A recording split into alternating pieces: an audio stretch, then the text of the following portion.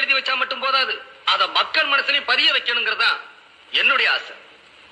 சரியா சொல்லணும்னா மக்கள் நன்மைக்காக. காரணம், நமது உண்மையான எஜமானர்கள் மக்கள் தான். நாம மக்களுக்காக உழைக்கிறோம். ஆனா மக்கள் எப்பவுமே நம்மள விரோதிகளாத்தான் நினைக்கிறாங்க. காரணம், தப்பு நடக்காம தடுக்க வேண்டியவங்களே தப்பு பண்றவங்களுக்கு துணையா இருக்கிறதுனால. ஒரு சாதாரண கான்ஸ்டபிள் கூட தலையில தொப்பி வச்ச உடனே தன்னை கலெக்டர் நினைக்க ஆரம்பிச்சிடுறாரு. பவரை தவறா யூஸ் பண்றாரு.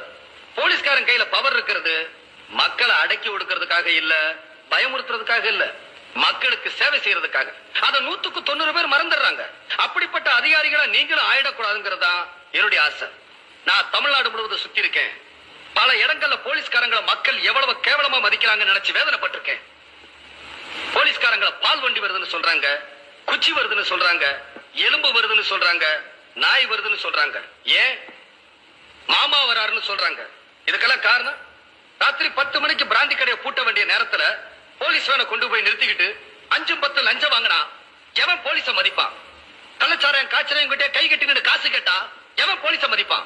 குடிச்சிட்டு கலாட்டா பண்றவங்கள பிடிக்க போற போலீஸ குடிச்சிட்டு போனா மக்கள் எப்படி மதிப்பாங்க? அதே மாதிரி சில அதிகாரிகள் தப்பு பண்ணாலும் போலீஸ் டிபார்ட்மெண்டே சரியில்லைன்னு தான் மக்கள் சொல்லுவாங்க.